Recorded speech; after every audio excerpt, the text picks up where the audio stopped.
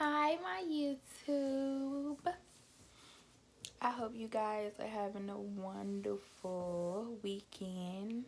I kind of am. I'm just chilling. But I realized I only done 2 videos, and it was a story I wanted to tell you guys that I forgot to tell you guys in the last video. So I said, hey, why not just make a video and go ahead and tell the story. So this story is about when I had an aneurysm in my leg and it burst.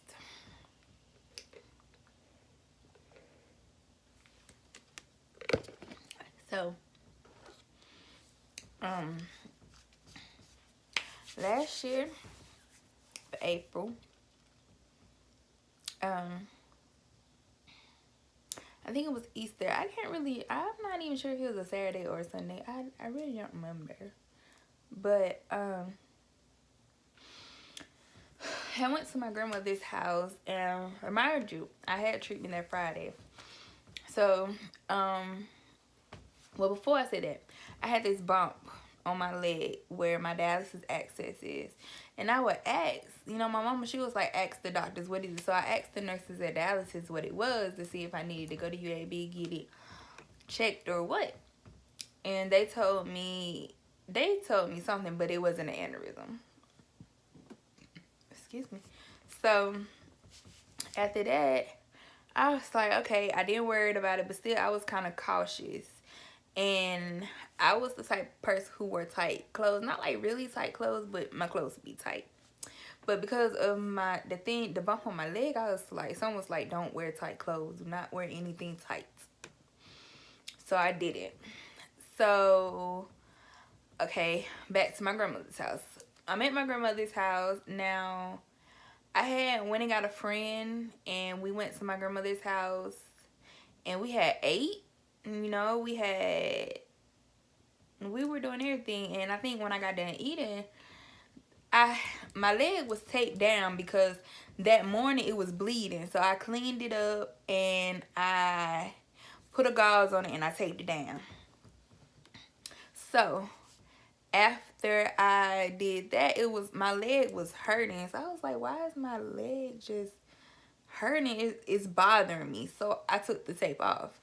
And when I took the tape off, blood shot up everywhere. And me being on dialysis, I was like, okay, I'm just going to, hold pressure and it's going to stop bleeding. No.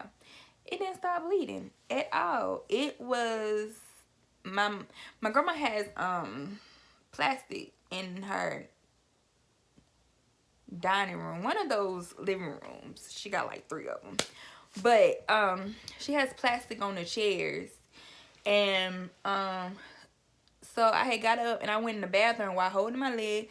I got up and I walked to the bathroom and the like blood was just like dripping. So I'm just holding pressure, and when I sit down on the toilet, just to sit down and hold pressure, and I hear something that sounds like somebody just pouring water on a hardwood floor. So my auntie, she has this friend who is a dialysis nurse, and she called. She was like, my niece is bleeding. And, I think the lady said just tell her to hold pressure, which is I had already knew, because usually if you're still bleeding after you leave dialysis, or if your leg is bleeding, you just hold pressure for maybe 10-15 minutes and it'll stop. But my auntie was like, no. She was like, it's too much blood that's coming out. So she was like, take her to UAB. And my auntie was like, should we take her, call the ambulance? She was like, call the ambulance, because she was like, if it's coming out like that, So the ambulance came, they was quick. I was surprised. But they were quick. And they had got there, and by the time they had got there, I was kind of out of it, because I had been throwing up and my sight had got blurred because I was losing so much blood. So they came in. My auntie and them told them everything that was going on, and excuse me, I was out of it, so I don't know what she told them. I don't know what happened. So I just remember them Cause I had my head down, cause I felt so weak and I just felt like I just wanted to go to sleep. Like I felt like I was gonna pass out, but I didn't. And so I had my head down and I had started throwing up. And so I had no, they put like this seatbelt looking thing on my leg. Now I didn't see it until I got up to get on the stretcher. So they put like this seatbelt thing they call it a tourniquet, but it goes around your leg, and it was bigger than a tourniquet that you would go to the hospital and they'll put over your arm to get blood. I don't know why they call it a tourniquet, but they called it a tourniquet. And I got on a stretcher, and I remember saying, I just want to go to sleep. And they was like, try to stay woke for us, and and stuff like that. So I came alert. Because I remember my grandma has a ramp, because my grandma's in a wheelchair, so my grandma has a ramp. So I think they rolled me down the ramp, or they took me down the stairs. I really don't remember. I was so in and out of it. I remember getting in the ambulance. And then I remember it felt like they was driving so fast. My mom said she almost hit the wall on the freeway because she was trying to keep up with the ambulance. But they were driving really fast. So when I got to the hospital, now remind you, it was like April Fool's. April Fool was either the next day or the night before or the day of. Anyway, April Fool was sometime in that day. So I told my friend, I said, call my best friend and tell her I'm going to the hospital, or I'm at the hospital. This girl thought it was a joke. And she was like, and I didn't notice until she had got to the hospital, and she was like, girl, I thought you was playing a joke on me. No. Nah, I don't April Fools. I don't even do that. So I don't even know why she thought it was a joke. So I got to the hospital and got in a room, and they started to stitch up my leg, and they was trying to ask me how much blood I thought I lost, and I was like, I don't know, a lot. And at the time, I didn't have the picture that my auntie sent me. My auntie had sent me this picture of what my grandma's bathroom looked like after I had left, and it would have been some help to the doctors to see it, but they was asking me how much blood I lost, and I was like, I can't tell you, but it's like this little thing that hangs in the emergency room, like into whatever they call the rooms in the back of the emergency room, whatever. It was like this big old bucket. It was like this thick or thicker, and it was maybe like this tall. And I said, I probably lost that much blood. And because I was so out of it, I was like, I said it was enough to where a fish could swim in it. But so after that, I remember him stitching me up, and it hurted so bad. And I remember telling my mom, I was like, I can't do this. I said, I'm tired. I don't want to do it. And my mom gonna give me this smart comment and say, she was like, what, you just gonna give up? And I was like, no. And she was like, okay then. But anywho, I love my mom. I mean, I love my whole family, but they're a really big help. Like, I'm not going through this by myself. They are really my support team. But anywho, so my best friend got there, and I was crying, and she was just rubbing my head, and she was like, you okay? And I was like, yeah. So after that, they took me back for surgery because, remind you, I have a graft in my leg, which is what I dialyzed with. So they had to try to save my graft and save my leg. I didn't know I could have lost my leg. I mean, I wasn't thinking, if you think about it, yeah, you lose a lot of blood, you're going to lose your leg. But at the time, I was not thinking like that.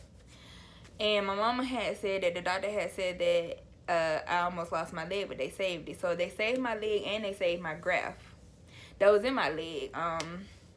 And then they told me I was going to have to pack my leg. Like, I had a hole in my leg.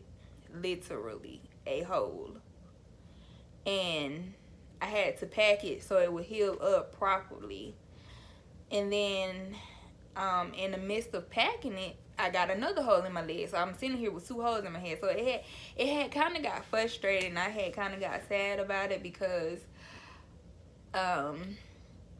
it was like one thing was going good, because the first hole, it was healing up. You know, it was getting smaller by the week, and I was getting happy. But then another hole appears. So that was aggravating. And then after that, I got off home health, and they would come out. I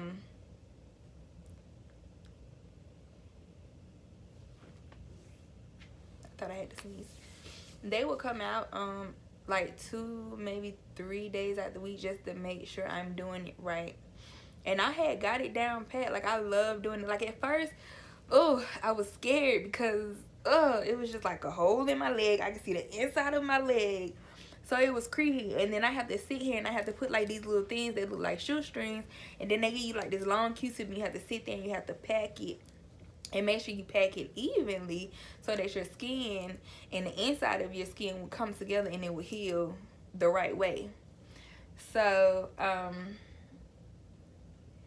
that went good. I was doing it for a while. And then my leg had healed up, and for a while my leg was black, like really, really black. Like, I can't really explain it. Like, it was black, like really black. Like, yeah, I really can't explain it, but I have pictures and stuff in my phone of like how much blood I lost, and you know how much, how black my leg was and how the packing was. Like, I kind of record some of that stuff, like if I wanted to like share my story on Facebook, or you know, people actually want to see, because some people are not grossed out by it and some people are. So I was recording some of those things, taking pictures and stuff, and I would take a picture. I was really taking pictures and recording it so that I could keep up with my progress. Like, this week it looked like this, and the next week it looked like this, so I could see how far I was and how good I was, because I was getting excited. I was doing this on my own. I was taking care of it by myself, and I was doing good. So I was excited. So after that, it healed up, and then my doctor's appointments were over with, and after that, I got off home health, which I was really excited, because when you're on home health, you can't really go nowhere. And I have doctor's appointments and treatment, so I go to treatment 3 days out the week, but you can only go to treatment and your doctor's appointment, and you have to come right back home. And the lady, she was like, you're 20. She was like, you're 23. I'm 24 now, but I was 23 at the time. She was like, you're 23. I don't expect you to stay at home, but when we call, you have to be here. Because she was just like, I'm not going to tell you have to stay in the house, but you're supposed to. You're supposed to stay in the house. You're not supposed to go nowhere, because if they find out that you're in the street somewhere or wherever you are, you would get off home health and you would have to figure out for yourself. Or you'll have to do, like, you have to sign up all over again. So, I didn't really go nowhere for real, I don't think. And if I did go somewhere, I made sure, like, I really don't go nowhere. I'm either home or in my best friend's house. So, and I made sure I had my stuff to pack it, because I had to pack it, I think, every day. Yeah, because I've been on home health so many times. It's like I'm probably getting confused with what has happened a long time ago, or what has happened recently, or, you know, just something like that. But I have been on home health for, I mean, multiple times because of stuff that has happened. So, but yeah, that's it. But that story. And this year, I was just like, I was really happy, and I had to really thank God, because last year was really rough for me, especially when that happened. I mean, when certain things happen in your life, it's a change. and it's like something you have to get used to all over again. But I enjoyed it. I enjoy, doing something that has something to make me feel like I'm a doctor or make me feel like I'm a nurse. I guess that's why I really just want to be a nurse, because I've done my dialysis at home and I really liked it. So I like doing stuff that makes me feel like I'm a doctor or a nurse. So yeah, and I'm actually going to school for nursing. I'm gonna go ahead and do it. So yeah, I can't wait. I'm excited. But then again, I'm nervous because it's nursing and I know it's gonna be hard. But it's okay. I'll get through it. Anyway, that's it for this story. Only did 15 minutes.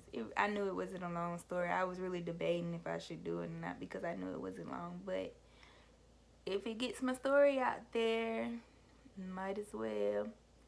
But I hope I made somebody's day. And I hope you all continue to have a wonderful weekend.